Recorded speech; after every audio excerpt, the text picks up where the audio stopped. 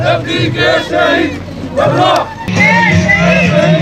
بالروح بالدم نفديك يا شهيد.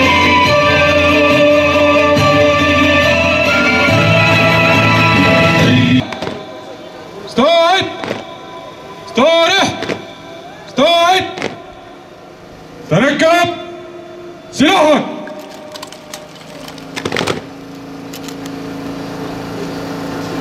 قدم سلاحك.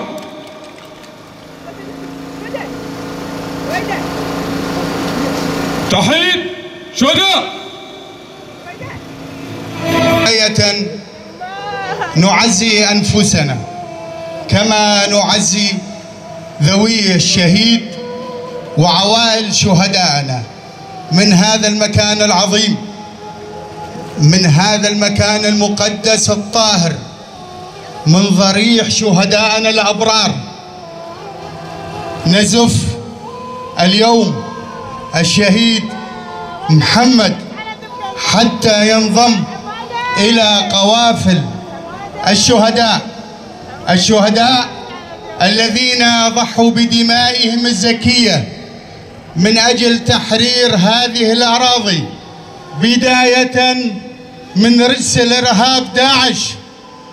والآن يتكرر السيناريو إرهاب العثمانيين الذين صدروا بداية إرهاب داعش إلى هذه المناطق. وكل يوم نقدم شهداء من أجل الحرية والكرامة وتحرير هذه الأرض.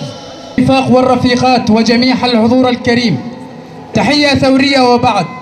تتوالى مواكب شهدائنا ونودع في كل فترة جديدة فلذات من أكبادنا في هذه الأرض الطاهرة التي تضم أغلى ما نملك وأنبل ما نفتخر به.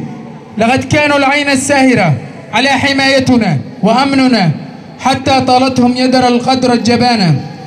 ونعد هؤلاء الشهداء أن دمائهم وتضحياتهم في سبيل الأمن والاستقرار لن تذهب سدى، أننا نعد كل من تسول له نفسه بالعبث بالأمن واستقرار أهالينا، بأننا لن نتهاون وسنضرب بيد من حديد كل عدو قادر.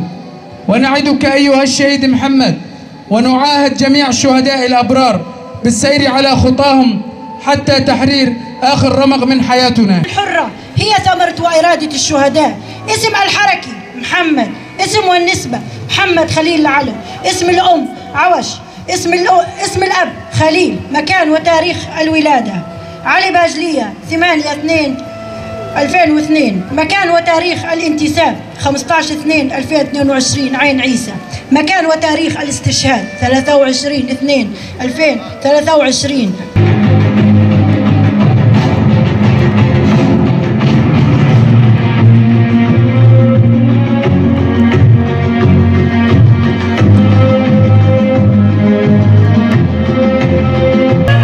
بالروح بالدم نفديك يا شهيد.